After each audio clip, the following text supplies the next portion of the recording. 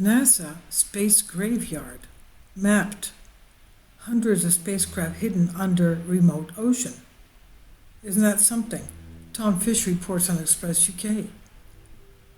NASA rockets are resting in a remote graveyard, quote unquote, where hundreds of fallen spacecraft are found. This is what the US Space Agency has revealed. Point Nemo, in Latin for no one, is approximately 4,000 meters deep and further from land than any point on Earth. This makes it the ideal spot to crash defunct NASA rockets and satellites. At least 260 spacecraft, mostly Russian, have been laid to rest there by NASA and assorted space agencies since the 1970s. By far the largest was Russia's Mir Space Lab, a 120-ton mass of metal that splashed down in 2001. It's thought the International Space Station, the ISS, will also end up in this watery grave in just a couple of years, 2024. How is that possible? This huge amount of chunk metal is going to end up in our oceans. I remember a couple of months back reading an article that Russia wanted to purchase it and move it outside of our moon to use it there as a landing, as a stepping stone towards the moon missions, moon landing missions that they wanted to begin. We'll see what happens with that. Now, the area prevents the increasing aggregate of dangerous orbital space junk capable of colliding with future satellites and rocket launches. Astronomer Dr. David Whitehouse said, "Smaller satellites will burn up, but pieces of larger ones will survive the Earth to reach the Earth through the Earth's atmosphere." That makes sense, of course.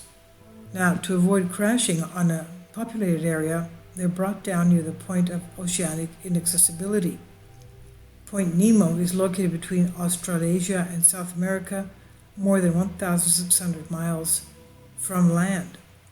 Nobody lives near it, and it's not much, doesn't have much wildlife, making it the perfect dumping ground for discarding space junk. The remote region has previously been called a space graveyard by European Space Agency scientist Steve Lemens.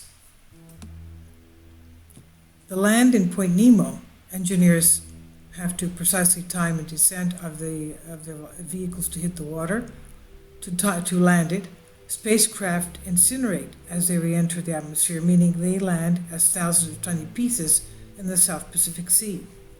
Space debris can spread across an area 1,000 miles long, according to Dr. Holger Krag.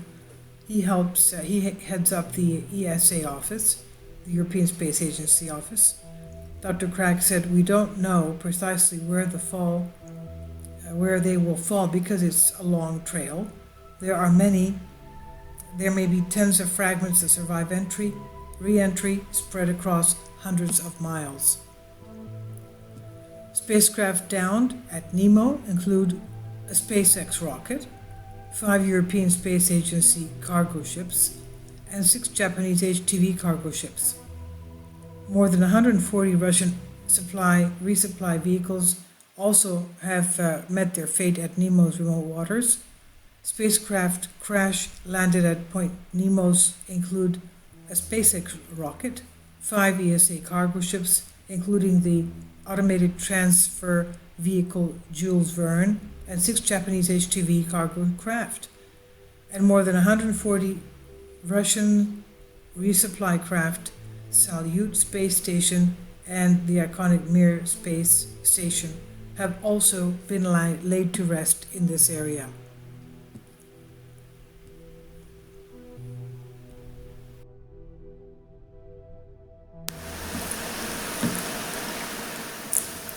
If you'd like to join me on my Patreon account, you will hear content not covered by mainstream media. These riveting stories will be based on my research, and I will state my opinions and give my personal insight on diverse and controversial subjects and world events not covered by mainstream media, and not supported by YouTube guidelines. So whatever I have on my Patreon, most of those will not be on my YouTube channel.